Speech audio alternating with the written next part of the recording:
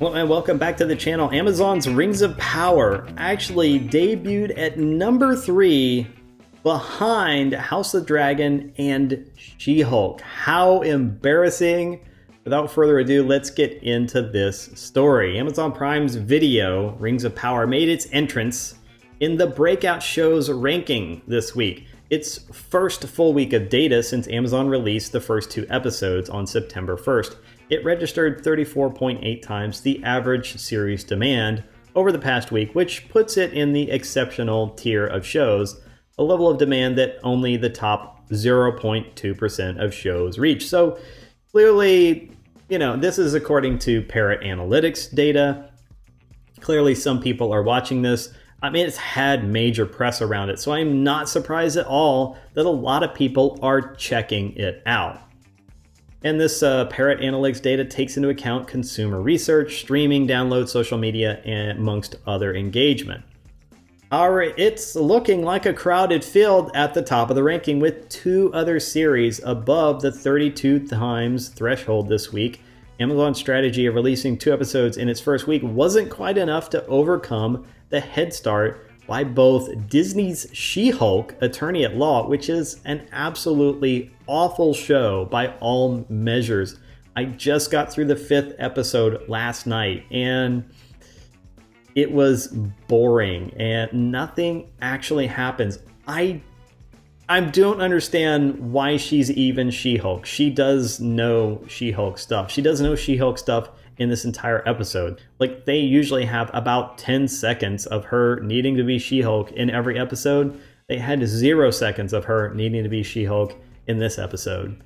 It was pretty terrible. Now, that's not to say I hated every minute of the show. Believe it or not, I actually liked this 5th episode of She-Hulk a lot more than the previous episodes, only because of a little bit of interaction between Nikki Ramos, Jen Walters' friend, and Bob Pugliowski, this other guy who is one of the few guys that is not portrayed as a total douche ass, incompetent, stupid guy. In any case, there's a whole review of episode 5 coming, but to say it's the worst episode of She-Hulk, I would have to lie about it. It's not great TV, but honestly, it's better than some of the previous ones. I don't know, maybe it's a bit of a toss-up. We'll see how the review goes. But next up we have also HBO's House of the Dragon, which also beat out Rings of Power. If House of the Dragon looked unassailable last week when it clocked 62 times the average series demand, its demand has dropped 21% to levels more comparable with other top-tier new premieres this week. It's 49 times the average series demand this week, and it looks much more within striking distance of She-Hulk and the Rings of Power. Look, a lot of people are going to tune in at the beginning, but keep in mind that you always get some attrition. You always get some people dropping out because it just doesn't hold their interest for whatever reason.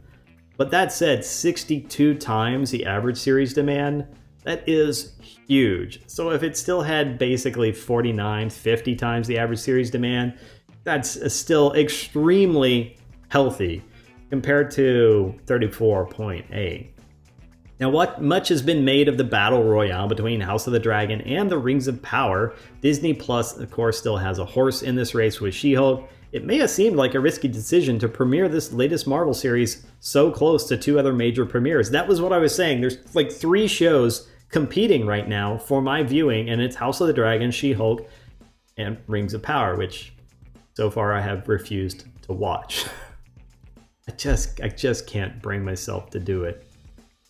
I can't bring myself to watch those first 2 hours just knowing how boring they are.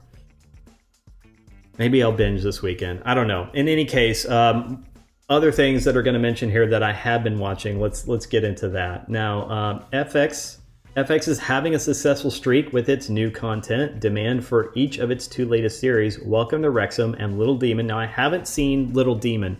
I have seen the advertisements for Welcome to Wrexham, and I'm interested in watching this show.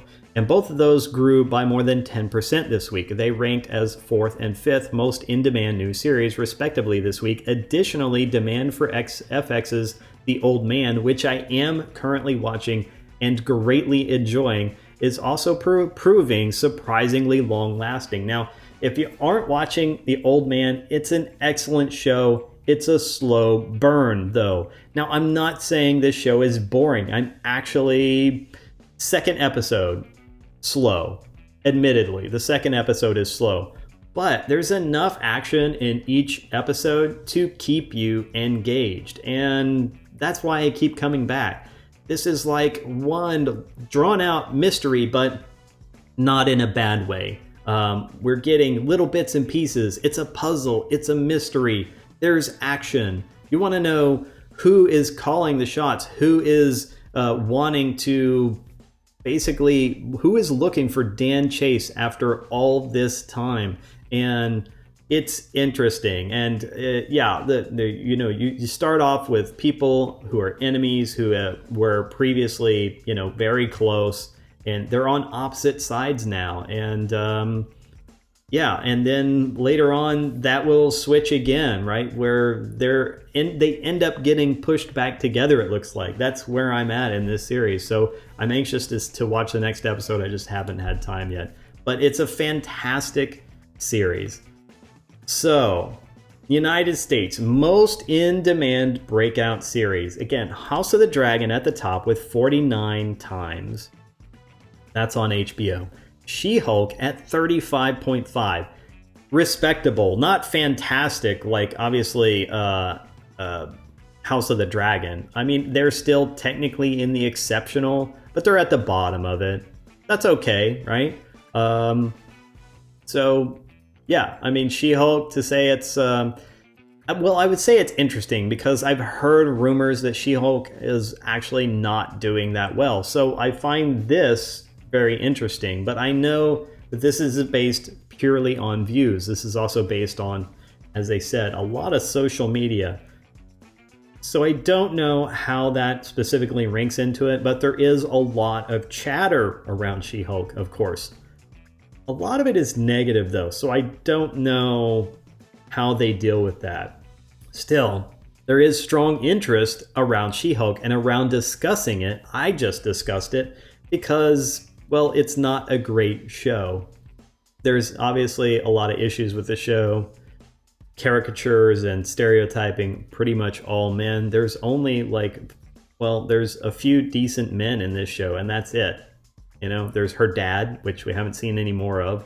Not really. Like, we saw him in one episode, and then we've seen him like in 10 seconds of a subsequent episode. So I wouldn't say growth, but no more character expansion for Morris Walters. We've also seen Holden Holloway, who is, of course, Jen's new boss, who has seen plenty of a character expansion. And even in episode 5, this guy has epic one-liners. And his epic one-liner from that one, you will really appreciate. Yeah, I would definitely say that's the highlight of episode 5, where he basically tells her that, no one's going to go to a firm that can't clean their own shit up. So no one's going to go to a firm that can't handle their own crap, that can't handle their own nuisance lawsuits. And he makes that clear to her. Fucking love that character. In any case, yeah, all of that's going to be in my She-Hulk, my detailed breakdown on episode 5. And then, of course, rounding out these top 3 in the exceptional is Rings of Power. Some shows I'm looking forward to that I've mentioned that are in the outstanding is Welcome to Wrexham. And of course, Old Man showing up in outstanding as well. And then another show that I have watched, bit of a mixed bag for me, and that is The Sandman on Netflix. Now, I like The Sandman, but The Sandman is also extremely woke. Make no mistake. Like, it also, in my opinion, stereotypes people. Not necessarily in a bad way, but it's just a stereotype. Like, every person in the show is gay. I'm not fucking kidding. Seriously. Like, that's basically every person in the show is seriously gay. It's true. Like, I mean, I'm being a little hyperbolic here, but only a tiny bit. And I just thought, well, that's kind of weird, right? Like, when they're one or two, I'm like, okay. And then another, and I'm like, okay. And then another, I'm like, okay, like, there's like literally every character. Yeah, it's a good actual series. Never read the comics, so I know there's some controversy around it and race swapping. It didn't impact me because I didn't have any preconceptions about it. And I don't think I see any of the characters in there that essentially have to be a certain race. I mean, again, they're all mythical, basically, and like regular modern day people. So there isn't any ludicrous stuff because there are some flashback scenes to like literally hundreds of years ago. And it would be weird if you, in those scenes, saw a person of color. They didn't inject that there. They didn't inject absurdity like that. But they did a little bit with like basically having everybody in every episode seemingly be gay. And I was just like, okay, this is weird, but whatever. In any case, let me know your thoughts on, well, Rings of Power getting beat out by She-Hulk of all things. I mean, it was a close race between the two, but I'm honestly surprised at that because She-Hulk is terrible. And that doesn't bode well for Rings of Power, in my opinion. But let me know your thoughts in the comments below. In the meantime, you want to continue to smash the narrative, smash that like, subscribe, and share buttons, and I will see you in the next video. Have a great day.